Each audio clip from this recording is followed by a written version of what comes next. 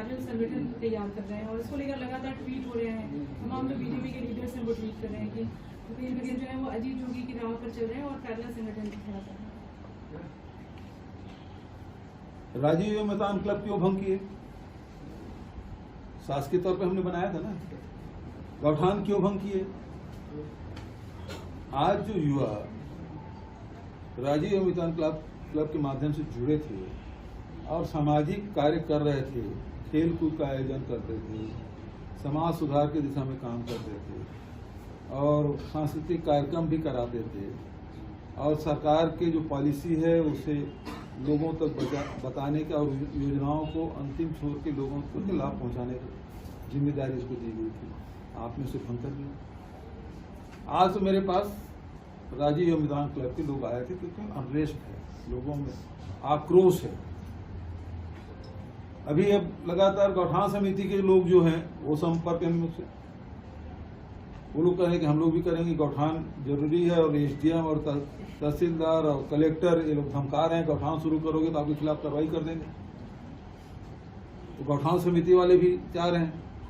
गौठान में बहुत सारे स्व सहायता समूह महिलाएं काम कर रही थी। कोई मशरूम बनाने का काम कर रहे थे, कोई अगरबत्ती बनाने का काम कर रहे थे, कोई गो कार्ट बना रहे थे, कोई प्राकृतिक पेंट बना रहे थे। वो महिला लोग भी चाहते हैं कि हम लोग आपसे सम्मेलन करें।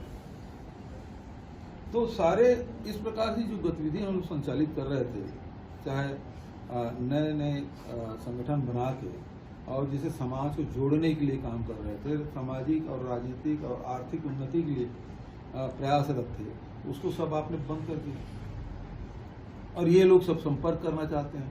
तो कल मैं यदि गौठान समिति के लोग बुलाऊंगा तो फिर एक और पार्टी बनाने की बात होगी, फिर महिला समूह वो बुलाएंगे और वहां जाऊंगा, वहां भी यही बात होगी। दरअसल इनको समझ नहीं आ रहा है कि हम करें क्या।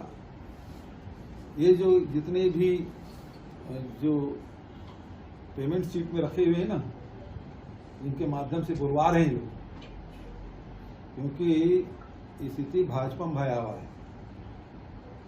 मेरी स्थिति जहां तक है कांग्रेस में मुझे मुख्यमंत्री पार्टी के प्रदेश अध्यक्ष बनाया, अनेक बार विधानसभा टिकट दी, अनेक बार लोकसभा टिकट दी और जहाँ जहाँ भी चुनाव हो रहे हैं वहाँ भेज रहे हैं।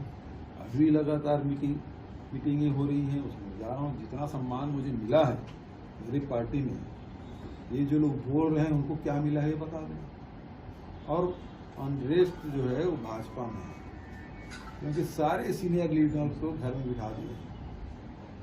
बृजमोहन अग्रवाल को यहाँ से बाहर ही कर दिया, अजय चंद्राकर खाली बैठे हुए हैं, प्रेम प्रकाश पांडे जी खाली बैठे हैं, अमर अग्रवाल जी, धर्मलाल कौशिक जी, है ना, नारायण चंदेल जी, जितने लोग हैं सब खाली बैठे हैं।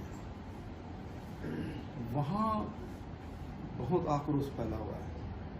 तो गुब्बारा किसी दिन फूट जाएगा, उसकी चिंता वो लोग करें।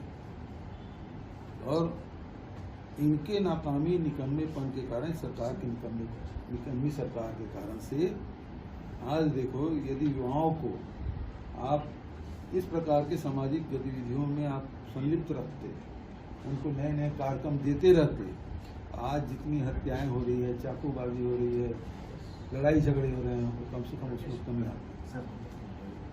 आज गौठान बंद कर दिया और उसके कारण से आज फसल बचाना मुश्किल हो रहा है किसानों को, रोड में एक्सीडेंट हो रहा है, उसमें कम से कम कमी आती है। महिलाएं खाली बैठी हुई हैं, उनको 2 लाख महिलाएं थी जो काम कर रही थी और उसको हम बढ़ा रहे थे। रिपा 300 रिपा खोले, बना स्ट्रक्चर, लेकिन बंद।